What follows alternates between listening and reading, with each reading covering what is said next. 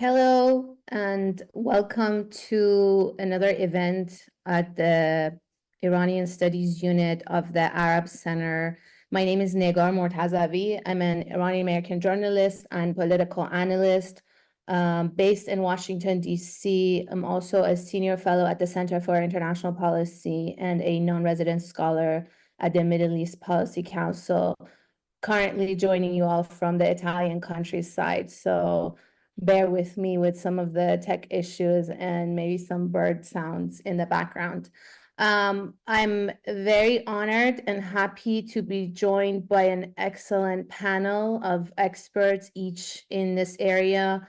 Let me first start in Tehran by Dr. Zakiyeh Yazdanshenas, who is an assistant professor in global studies at the University of Tehran, and she's also a senior research fellow and the director of the China MENA project at the Center for Middle East Strategic Studies in Iran.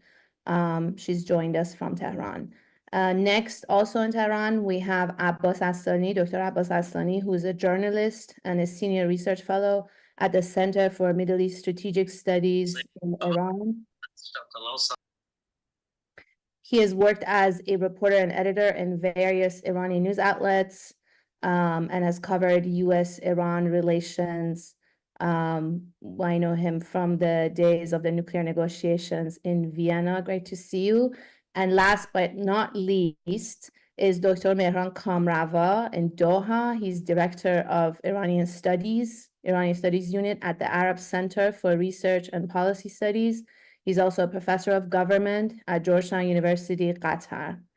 Their bios are very extensive. I encourage you all to read their full bios and familiarize yourself with their work. But let me get started with the topic. Iran just had snap presidential elections following the death of former Iranian President Ebrahim Raisi in a helicopter crash. According to the Iranian constitution, a new president had to be elected within 60 days. So there were snap elections held in the country. And a surprise candidate, for many at least, a reformist, won the election, Dr. Masoud Pezeshkian, a heart surgeon, 5-time member of parliament, and a former health minister in the reformist government of President Khatami. So we want to unpack what exactly happened, why it happened, and where the country is going after former President Ebrahim Raisi and with the new reformist president, this surprise change of events with Masoud Pezeshkian. So let me first start by Zakiyeh in Tehran. If you can talk about the Zakiyeh and Abbas, both of you, I'd like to hear your views from Tehran, the big picture of what happened during the elections. And first of all, maybe share if you were surprised by the results.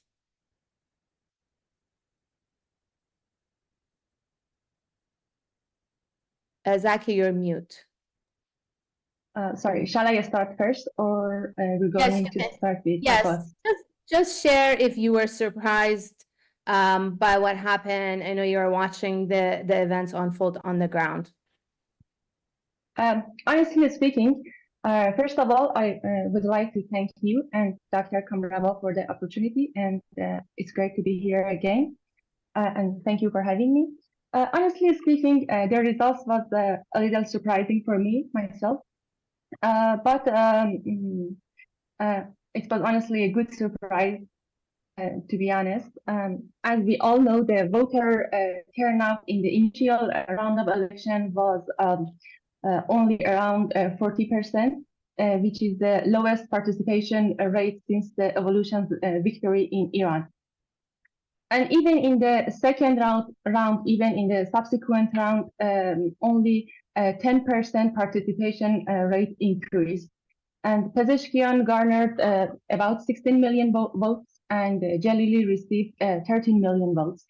And all of these indicate that a portion of conservative supporters who had previously voted for Raisi chose not to engage in this round of election. And I believe that the low turnout reflects a growing gap between the society and the government and the state, stemming from various economic challenges and somehow disparity between societal demands and the government's concessions and all the concessions that the government agreed to give to people.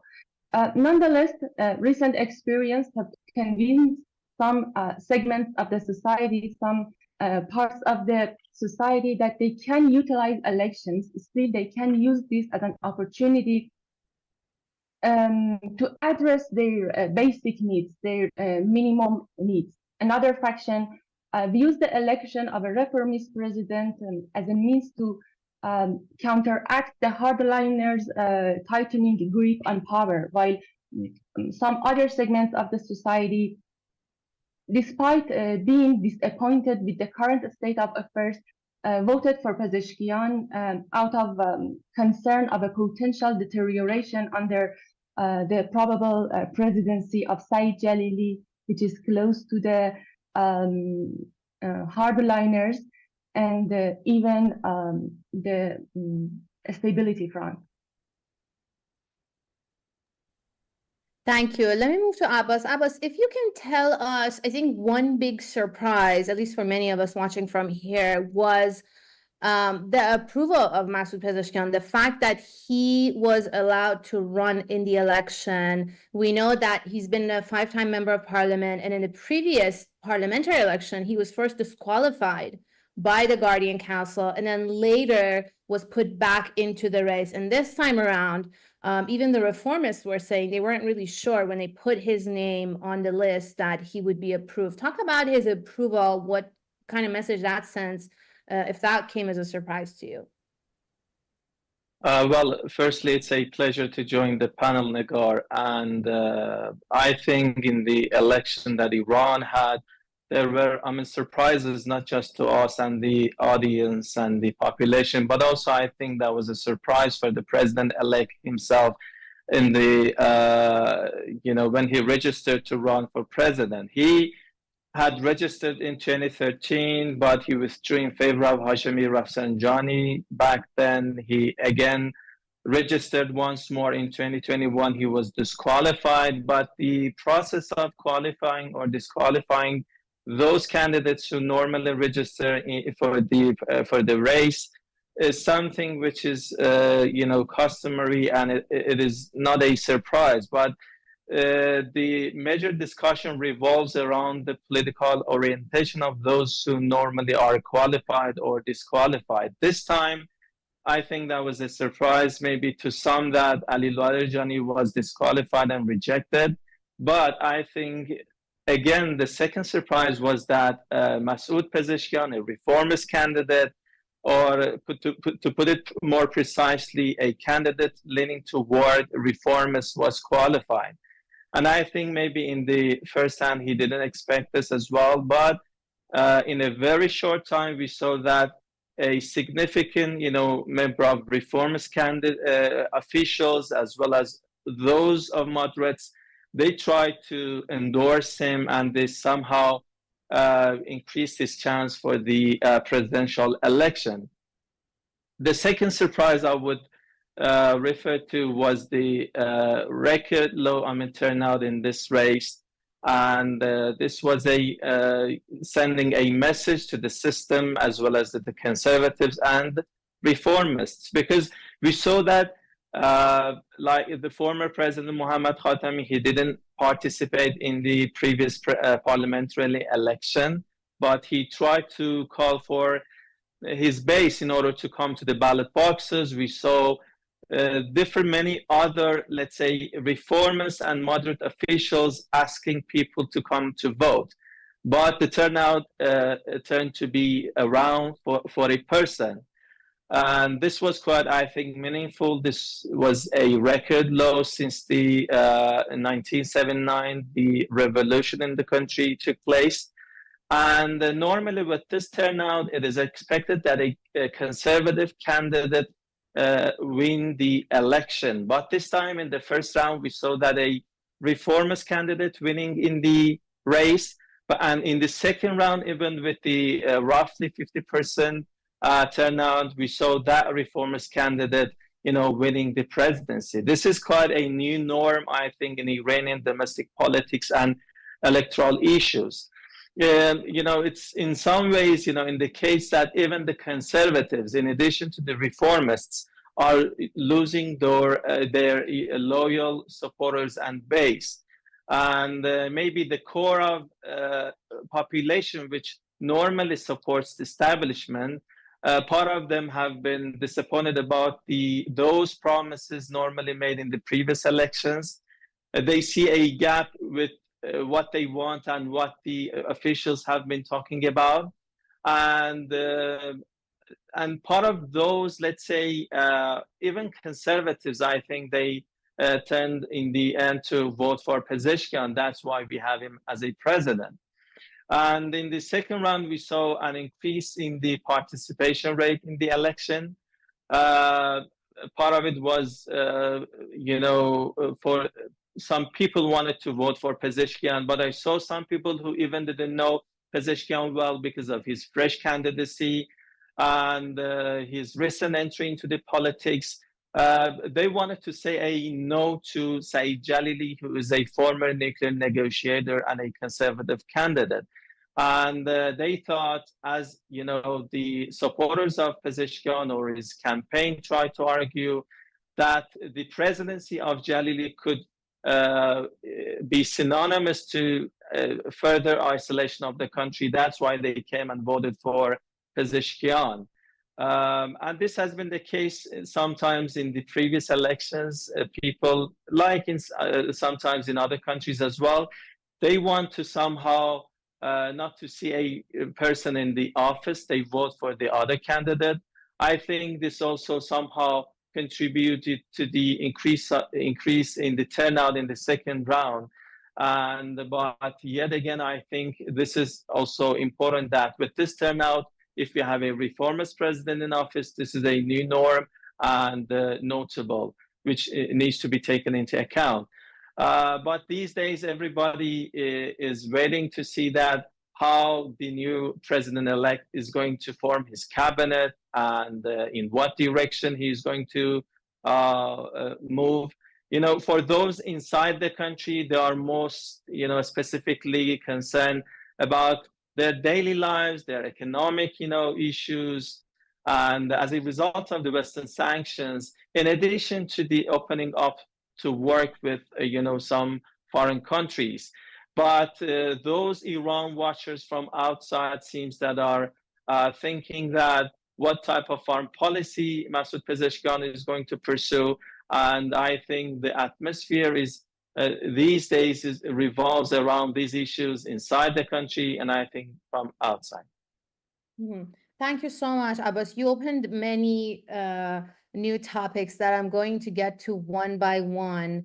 Let me just add to what you were saying about the participation. Masoud Pezeshkian, as I said, he was in the former reformist government of President Khatami, but as a health minister, like you said, not many people know the health minister, who he is, what he's done.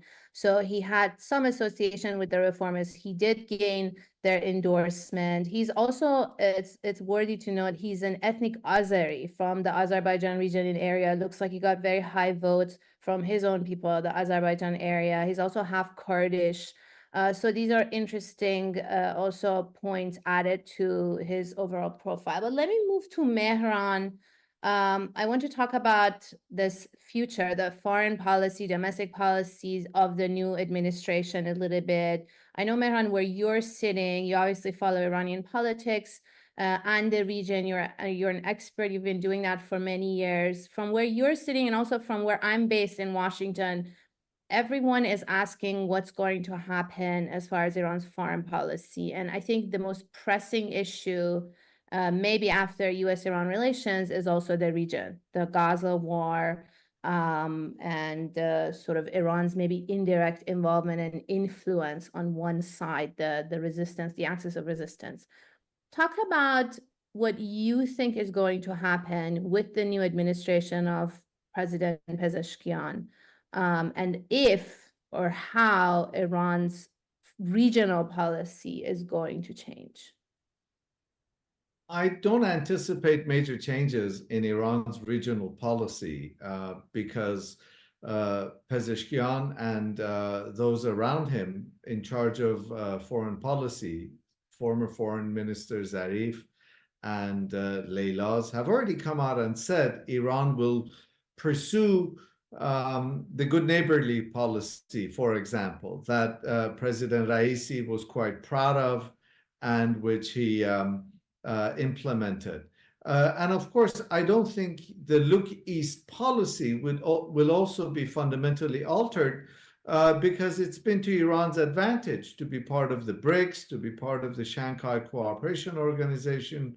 And so I don't anticipate fundamental changes in the nature of Iran's relations with Russia, with India, with China, and with Latin America.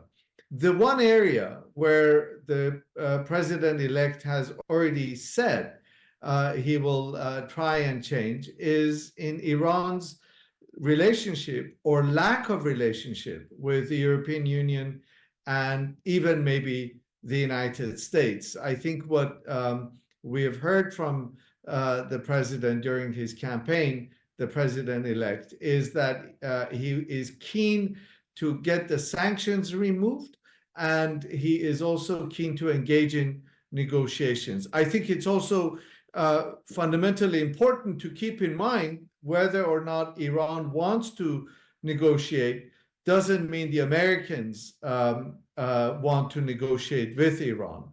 First of all, I should say that when it comes to Iran, for all intents and purposes, the European Union is irrelevant because it simply follows the lead of the United States. The European Union has failed to articulate an independent foreign policy of its own. So what becomes important is the United States. And we know that the US is in the midst of a bitter election campaign. The incumbent president is doesn't want to leave. He wants to run again. Members of his own party are asking him not to run, but Biden came out and said it'll take an act of God for him not to run. And we don't know what will happen with the elections. So the question is, will the US be willing to engage with Iran? Or because the president-elect has already said he's willing to engage and at least start negotiations.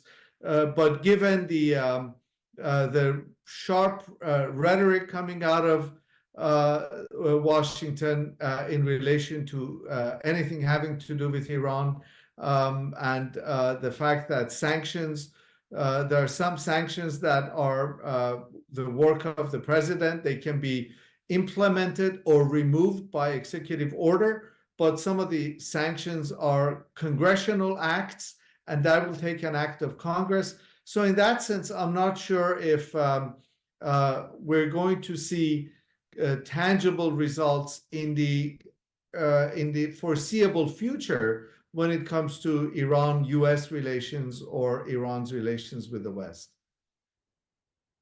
Thank you. Let me also ask that question of Zakiyeh from your vantage point in Tehran. How do you think US-Iran relations, as Mehran says, that's the one area that was really also covered in the live debates, the presidential debates, and essentially by all six candidates, everyone was critical of US sanctions. Everyone was critical of the state of the economy. Nobody was taking responsibility for the status quo, and everyone was promising to change it. And especially Masoud Pezeshkian had the most sharp criticism and sort of the furthest from the status quo and the establishment. How do you think he's going to tackle that, as Mehran said, this issue of US sanctions, which ties to the economy, and US-Iran, the lack of relations or negotiations with the current environment, both in Tehran and also in Washington?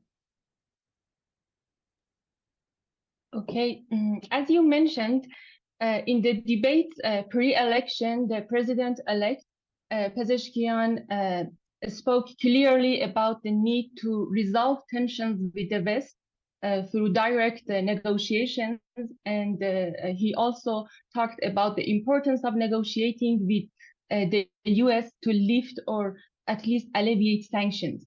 The support of Hassan Rouhani's foreign policy team, led by Mohammad Javad Zarif, indicates that the upcoming administration is keen on engaging in talks with the West, particularly regarding the nuclear program. However, as Dr. Kamrava mentioned, key foreign policy issues, including Iran's nuclear case, fall under the general policies of the political system, which, according to the Constitution, are exclusively delineated by the supreme leader. Therefore, negotiations concerning the nuclear deal are at the discretion of the supreme leader. However, I believe that this decision would be influenced, of course, by a variety of factors, including regional developments, internal demands, different advices from trusted officials to the leader, and of course, his confidence in negotiating representatives that Pezeshkian administration would choose. After the October 7 attack, Iran has generally sought to avoid direct involvement in regional tensions, except for the missile and drone attack on Israel in response to Israel's strike on the Iranian consulate in Syria. So I think that this suggests that amidst regional instability, Iran aims to de-escalate disputes, including those related to the nuclear issue. And leaked reports about current negotiations between Iran and the United States also signal a green light from the system, I think, to the new administration to engage in nuclear talks. But I believe that the success of this endeavor hinges on the composition of the foreign ministry team and the negotiating team, of course. Their effectiveness will depend on their ability to persuade other stakeholders in foreign policy, in Iranian foreign policy, including the Supreme National Security Council and IRGC, and also their willingness to endure criticism in pursuit of other objectives, the broader objectives that they would follow. Furthermore, I believe that earning the Supreme Leader's trust is very crucial for the new team. While the Pezeshkian administration, I think, seems promising in the first two aspects, in the first two factors that I mentioned, the third condition warrants a little caution. At the end, I believe that the Supreme Leader may permit the new team to negotiate on the nuclear program with certain red lines, which includes preserving and expanding Iran's nuclear research and development capabilities, safeguarding nuclear infrastructures, and of course, upholding parliamentary legislation regarding nuclear program, Iran's nuclear program.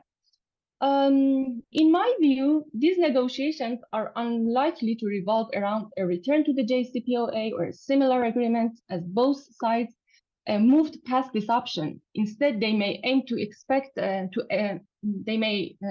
expand cooperation with the International Atomic Energy Agency in exchange for temporary sanctions relief, something like a less for less deal that we used to have. However, I believe that this scenario is only contingent democratic victory in the upcoming presidential US election. Mm-hmm. That's it. Thank you so much, Zakiyeh. Yes, I think the difference in a Democratic administration in the US and a potential second term of Donald Trump is also an important topic to discuss. Maybe I'll ask Mehran a little later, but let me first get to Abbas in Tehran. Abbas, first of all, I want to ask you about potential names for the cabinet. I know sometimes you hear things behind the scenes. What are we hearing, especially for the top positions, some of the main ministries? Everyone wants to know who will be the foreign minister. Will Javad Zarif be in the cabinet or not?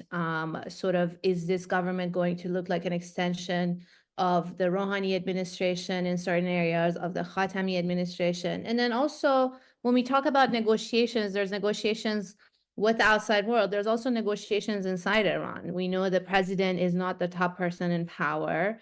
There is a supreme leader. The president sits in tier 2 of the power structure. So there's a lot of, coalition building and negotiations inside. And Pezeshkian, one of the main themes of his campaign in the debates was that I'm not here to fight with anyone. I'm here to work with everyone. Talk about how much you think President Pezeshkian can work with these different factions that he's promised to, and sort of these internal negotiations, and what the cabinet may look like, or how that is going to signal the direction of his government. Well, Negar, Pezeshkian has been critical of the policies of the establishment domestically and on foreign policy, but let's not forget that he has a moderate outlook. And I think he will be trying to establish and seeking a balance between reform and tradition. And I think this will be shaping his policies during his presidency. He recognizes the limitations that can be imposed by the existing political structure in the country. The scope of the authority for a president in the country has maintained to be a contentious issue, and there have been lots of argument about this.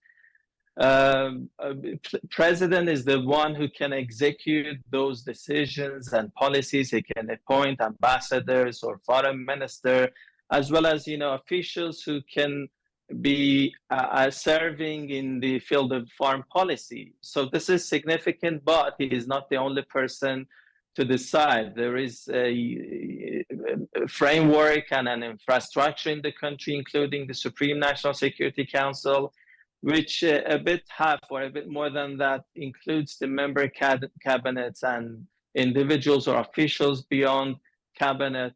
The role of important personalities like the leader, as you referred to, is also important. There are other institutions involved in formulating the foreign policy of the country, and these are all issues that he will need to take into account when addressing the issues.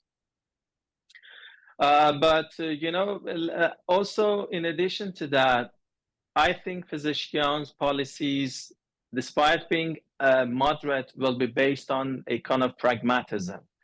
He has tried to stress on interconnectedness between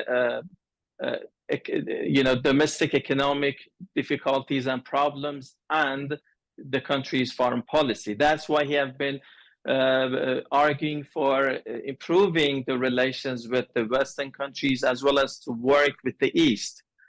And it seems that having former Foreign Minister Javad Zarif and former nuclear negotiator Abbas Aslani with him as architects of the 2015 nuclear deal can in some ways indicate that he will have the policy of reaching out to European states as well as the United States.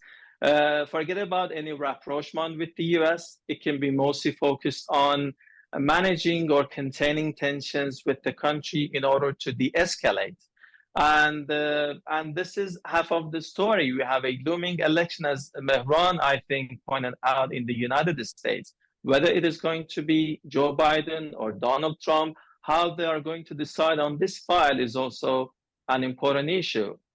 So whether Pezeshkian's election will immediately translate into policy changes, I think that is a question yet. And if I want to describe him, I would describe him as a cautious reformer, even in domestic issues as well as in foreign policy. And this means that we might be seeing incremental shifts rather than radical changes when it comes to the foreign policy of the country or domestic issues. And the progress could be somehow gradual. And he has said that he's going to be loyal to the leader.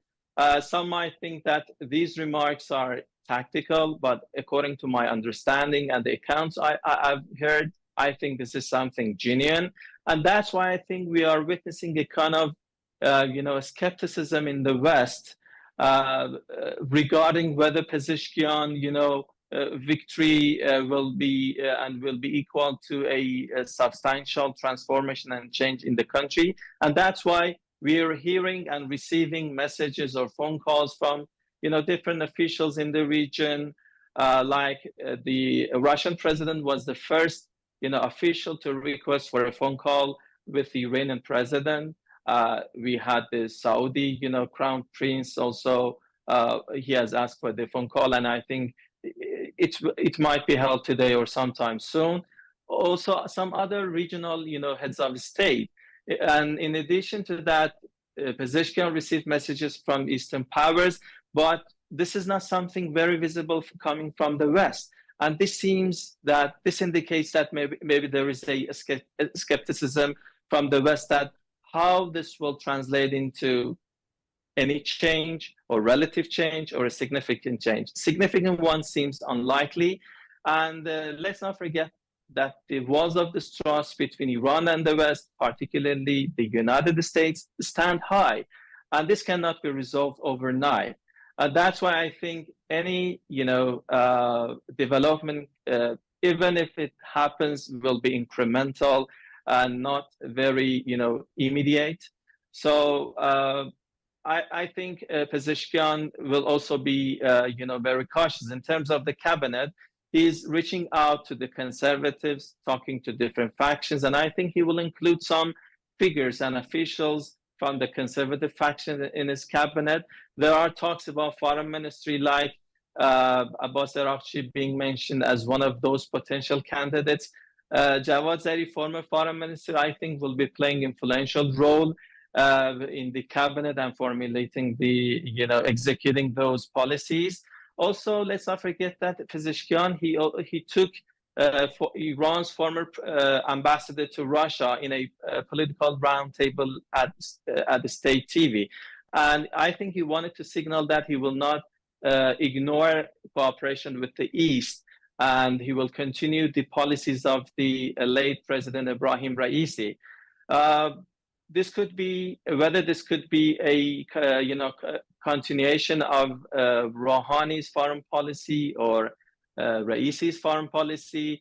I think it could be a combination of both with some updates, which it could be combining those policies, like you have Foreign Minister Zarif, you are stressing on working with the East, and he might have some ideas himself, and I think he will be trying to stress balanced relations with the global countries. And in terms of the domestic issues, he will try to seek a kind of, let's say, balance between reformist ideals as well as the traditions existing in the country and the practical governance.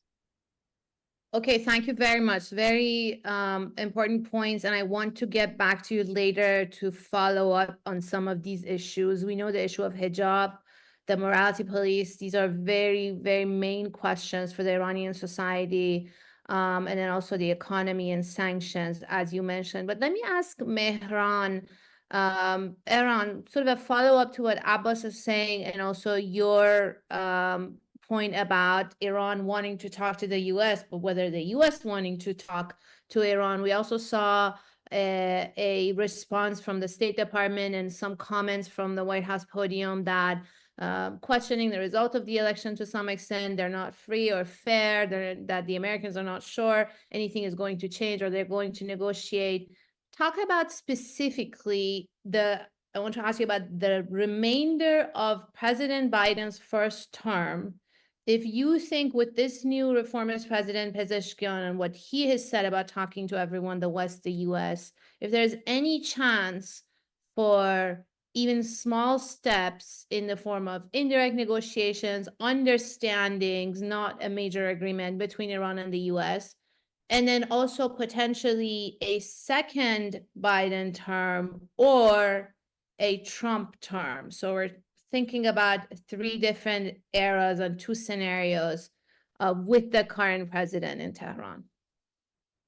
Excellent question, Negar, and I wish I really had a specific, detailed answer. But here's a crack at it. Look, U.S. presidential elections have been renowned for the so-called October surprise, and Biden really needs a miracle at this point to be reelected. And so, if that miracle is in the form of some sort of a ceasefire and an end to the genocide in Gaza, that's a possibility, or whether or not it is some sort of nuclear deal, salvaging the nuclear deal. This administration has been reluctant to engage Iran substantively for 3 years, and I doubt if that will happen, but who knows? If Biden were to be reelected, we might see a different story, because historically, American presidents have acted differently in the last 2 years of their second term than they have in the first 6 years in office if they get reelected. We saw this with Reagan, we saw it with George W. Bush, we saw it with Obama, we saw it with Clinton. And so if Biden were to be reelected, I would expect some changes in America's general approach towards Iran in years 6 and or years 7 and 8 of the Biden presidency, which is when the president becomes concerned about their legacy and how history will remember them and would want to make a deal. If Trump were to be elected, Trump is desperate for publicity. He wants to come out looking like kind of a tough guy and a negotiator. But I don't want to be disrespectful to him, but he's also desperate for a photo op. And so Trump was the one who went to and negotiated with the North Korean leader because of the photo opportunity. The first president to take a few steps into North Korea. He invited Javad Zarif to the White House because he wanted a photo op, but he also wanted a deal. So I think in some ways it might actually be easier for Iran to deal with Biden, to deal with Trump, if Trump can be given his photo op. And I know he will have a bunch of Iranophobes around him, like Bolton and Pompeo and others. But let's face it, people around Biden haven't been any different. They've simply been more polite and more clever in articulating their anti-Iran policies and anti-Iran sentiments. But the substance of their policies hasn't been any different. So, you know, I think it might take a little bit more finagling and some more finesse if Iran wants to deal with a potential Trump presidency, but I don't think it's beyond the pale. Thank you. We have some questions from the audience. Let me get to some of these questions from our audience. And if there's time, we can then maybe discuss a little more amongst ourselves. But first, we have a question from Liu. I hope I'm saying the name right, it's actually a 3-part question. Let me just pose the questions to all 3 of you and see who wants to take a crack at it. One is, how will Pezeshkian manage the balance between conservative and reformist factions within the government, which Abbas addressed to some extent, if you have anything to add. The other question is, what strategies will be employed to ensure political stability during the transition of the supreme leader, considering Ayatollah Khamenei's advanced age? I think the question of succession, which we haven't discussed. And then on economic reforms, the question is, what specific economic policies will Pezeshkian implement to control inflation and improve the purchasing power of Iranians? So how about we take the 2 questions we haven't addressed about succession with the new president in office, and also the specific economic policies, as we talked, that are related to sanctions, also domestic corruption, mismanagement of the economy. Abbas, do you want to first start with the question of succession, and then if anyone else wants to add? Well, on the issue of the succession, I remember that whenever we have had elections, specifically a cleric running for office, or we have had appointment for other important, let's say, positions like the head of the judiciary or some other positions, there have been speculations that is that the person who's going to be the next leader in the country or not? And this is not the first time that we are hearing about this. And I think that there have been exaggerations on some individuals or personalities, included in these kind of discussions. However, we cannot, deny that those who are in power, like a president or heads of the branches of the government or other institutions, they can play a role in somehow setting the tone or the path in order to prepare for a future leadership in the country.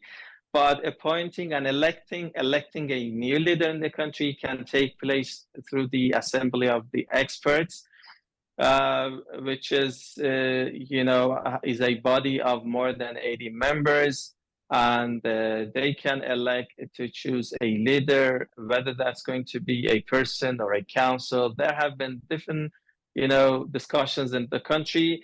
And I think we cannot predict what can exactly happen, but it can be merely speculations, which even can be far from reality. And this is an issue, I think, even many people, if there are any discussions, will not be involved. And the discussions on this could be very, very limited. And what can happen, when it can happen, there are questions on that. And I think there could be no precise prediction on that. And this can take place in the course of time in future. Specifically, even the current leader, there were some developments in the assembly of experts back then that he was elected. And so I think if we try to be having a prediction to be precise, I think this could be near to impossible.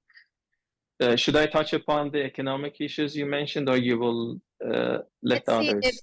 Let's see if Okay. others want to respond to the economic question. What specific economic policies will Pezeshkian implement to control inflation and improve the purchasing power of Iranians? Zakiyeh, do you want to respond to that? Okay. I think that regarding the improvement of the economic situation, Pezeshkian would face very complex challenges. He has to deal with controlling inflation rate, reversing the decreasing value of national currency, also attracting foreign direct investment, which considering the fact that Iran is under severe sanctions would be very difficult for Iran. Another issue that Pezeshkian administration should deal with in this realm is making and formulating a campaign against a financial scandal in the executive branch, which would be, of course, a very difficult and complex issue. Also, another issue that he would deal with would be reforming the banking system, which some experts believe that is the main cause of the many economic challenges that nowadays Iran faces. Considering the fact that Dr. Tayyip Nia is apparently in charge of the economic issues of the new administration, and based on the good record of Dr. Tayyip Nia during the first administration of Hassan Rouhani, I believe that we could be optimism regarding forming some positive initiative.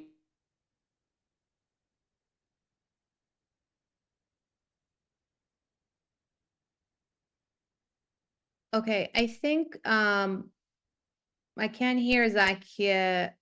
She is connecting from Tehran, and I think her internet may not be as great as whatever Abbas is using. But let's just put a pause on that. Let me move to Mehran till we get Zakiyeh back.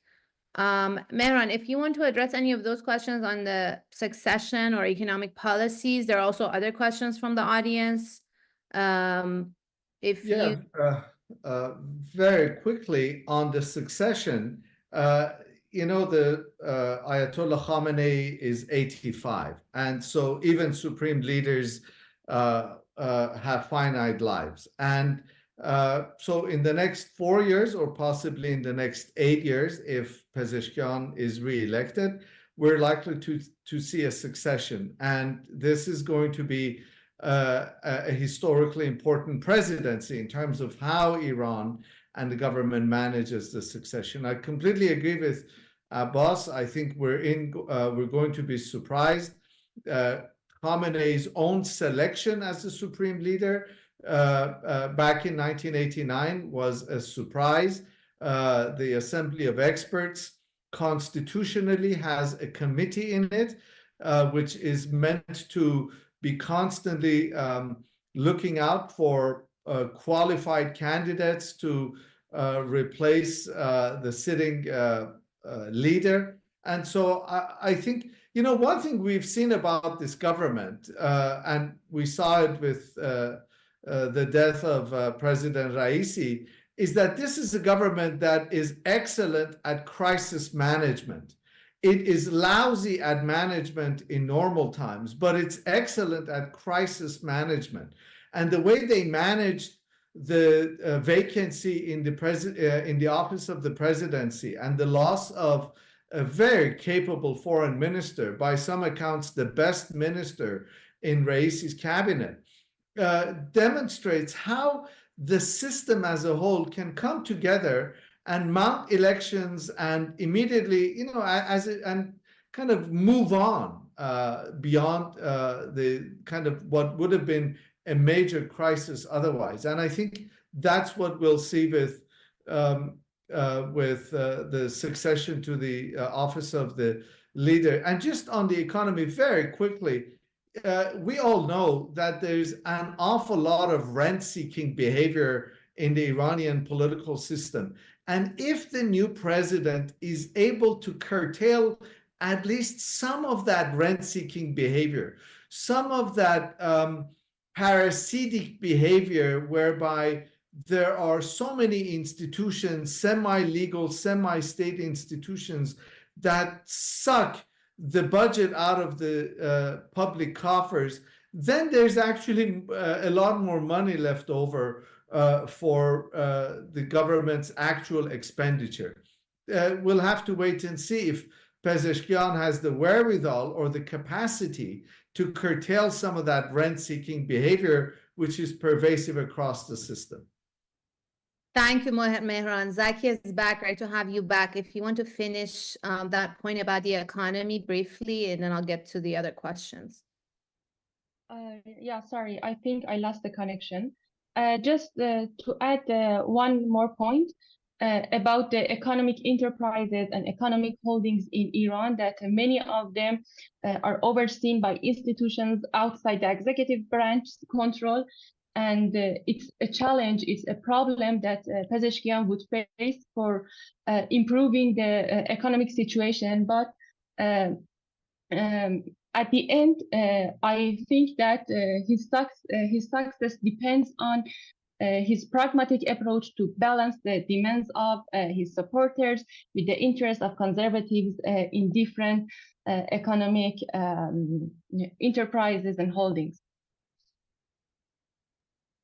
Thank you so much. We don't have a lot of time and we have a few good questions. So let me get to the questions one by one. We have a question from Mohammad Barmaki.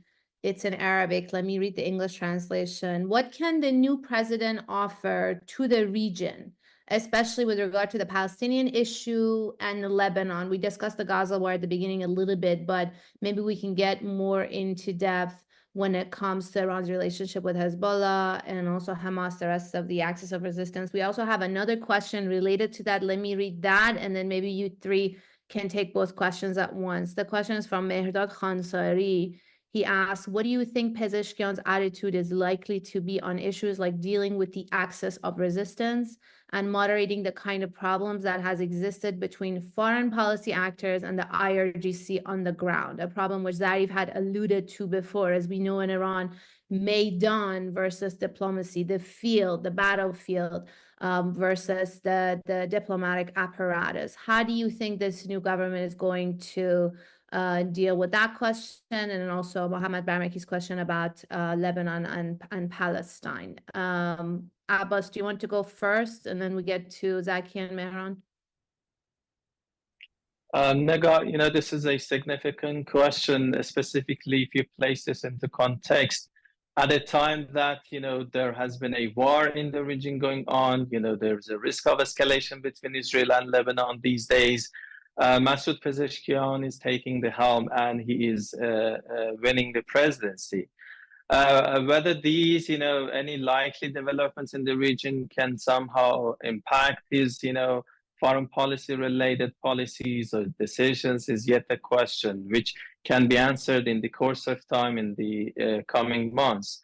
I think, Pezeshkian has not had a, experience or past being involved in sensitive and security or strategic related matters, but he has people around him, advising him. He has stressed seeking counsel from experts on different fields, including on foreign policy. And I think Iran's regional policy is not just formulated by the president and his foreign minister, but also some other institutions like the IRGC, as well as the leader himself. They also have a say in this process. Pezeshkian had his first significant foreign policy related action. That was his letter to the chief of the Lebanon's Hezbollah yesterday. And he stressed countries' continued support for the axis of resistance.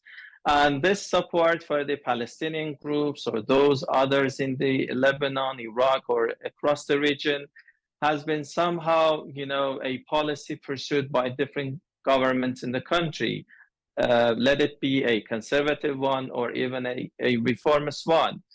So I think, for Pezeshkian to be a pragmatic, player and politician in the country, and saying that he will be acting in a framework envisioned by the leader, I think he will try to, as previous presidents, to support the resistance front in the region. And this has been the general policy of the country, and this will be subject to continuity than change. But, there are, in addition to what is happening in the region, there are other developments that he will need to address in terms of foreign policy. Iran's revival of the nuclear deal, Iran's relations with European states, which I think he will be trying to reform and amend those ties. Whether that can be possible or not remains uncertain yet. Or the war going on in Ukraine also has had some consequences for Tehran, because they have been blaming Iran for cooperating with Russia. But I think, in relation to what is taking place in Palestine, Iran's policy will continue to be the same. But the engagement with regional Arab states as well as neighboring countries will continue. Like, the messages Iran received from the Saudi King and Crown Prince Mohammed bin Salman recently, and they are expected to hold phone calls. Also, some other regional leaders like Turkish President Erdogan, or, some other Arab leaders from Qatar, Kuwait, or some other countries, even from Egypt, from, Jordan, even from Bahrain, he received messages of congratulation. So, and this indicates that the regional players are also interested to work with Iran, and Iranian side is also keen on, maintaining those ties that were somehow stressed and highlighted under late President Ibrahim Raisi. And this balanced policy between different players, I think, will continue under Masoud Pezeshkian as well.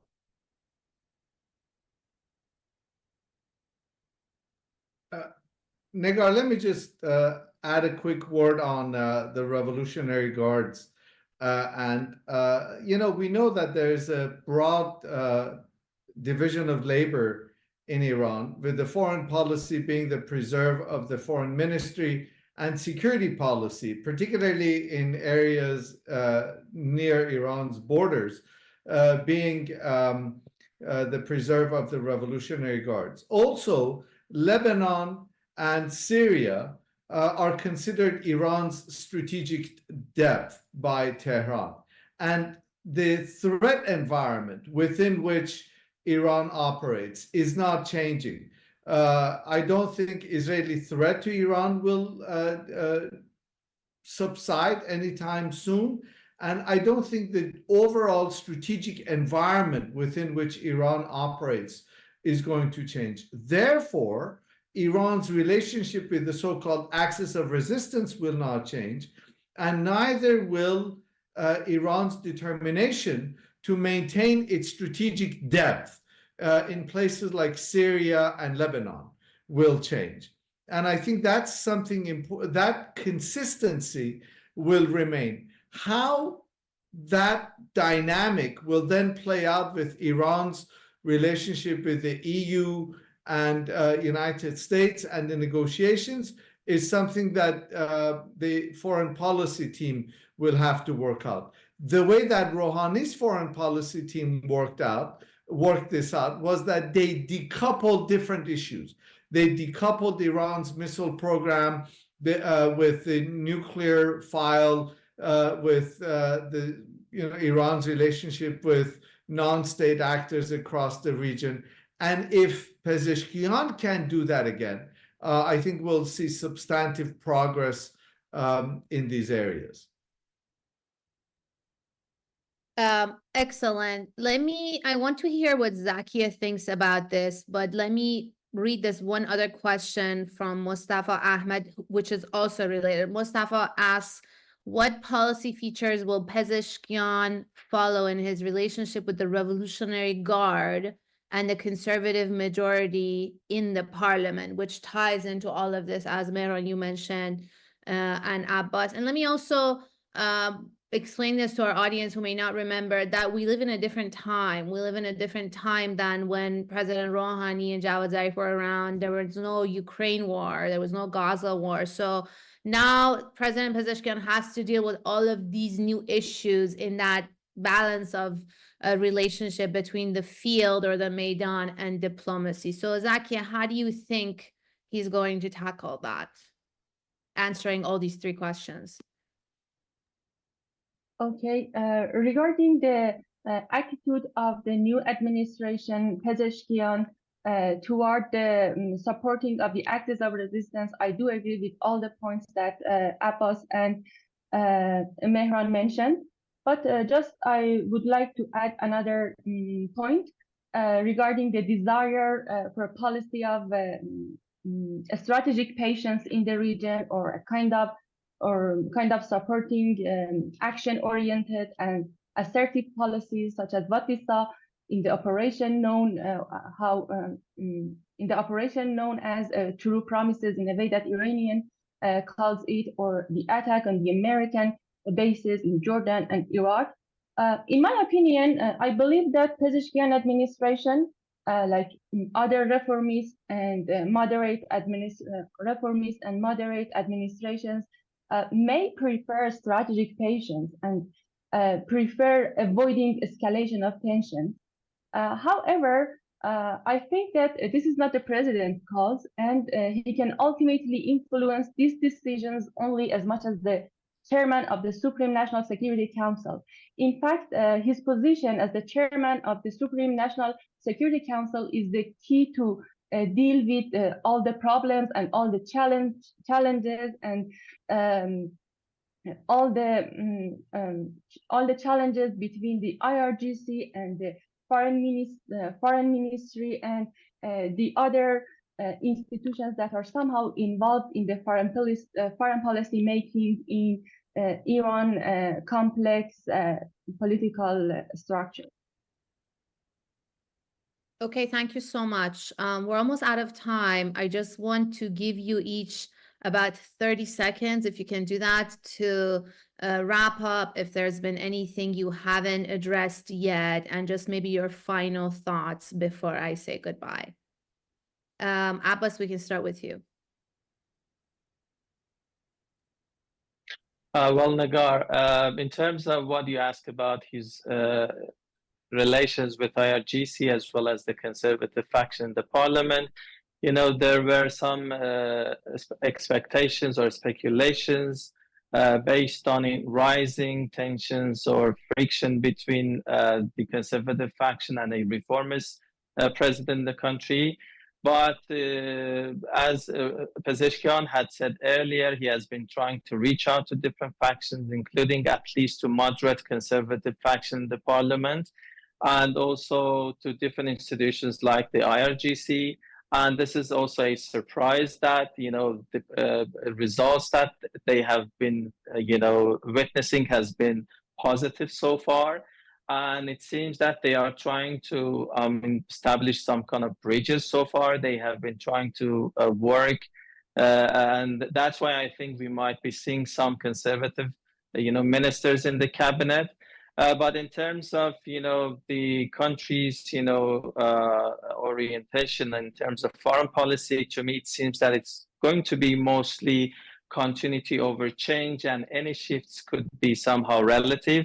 But in domestic politics, I think he also can have some incremental changes. He will be because he has been critical and an outspoken reformist figure, he likes to pursue progressive policies. But I think in order to establish a balance between those, reformist ideals as well as a practical governance, I think, as I said earlier, he will be seen as a cautious reformist and, working within the framework envisioned by the system as well as the leader, but seeking a kind of shift gradually as well. Okay, thank you so much. I wish we had more time. Zakiyeh, just 30 seconds, final thoughts.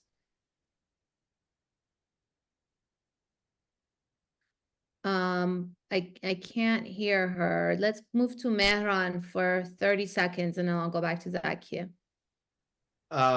Well, I'll use my 30 seconds to thank you and my fellow panelists for this exciting discussion. And, if there's anything that we have learned from this election and the election result, is that Iran is full of surprises. I've been studying this country my entire life, and I continue to get fascinated and get shocked and surprised by it. And so these are interesting times.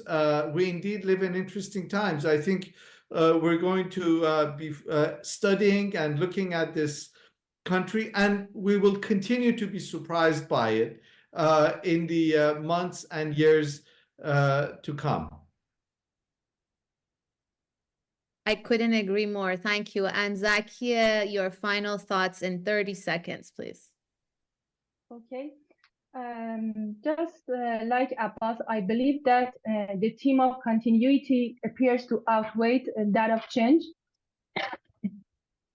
during Pezeshkian's administration, but only in terms of the look to the East policy, comparing different realms of foreign policy. I believe that the new administration would have a broader agency in implementing the look to the East policy and regulating bilateral relations with China and Russia.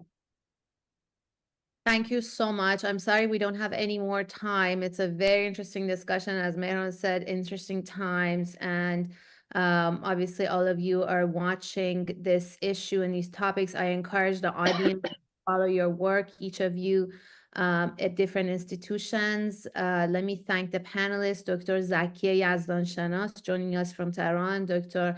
Abas Aslani also joining from Tehran, and last but not least, Dr. Mehran Kamrava joining us from Doha. Thanks again to the Arab Center for hosting this, the Iranian Studies Unit for hosting this excellent event, and the team who put it together. I'm Negar Mortazavi. Thanks to you, the audience, for joining. and have a great rest of the day wherever you are.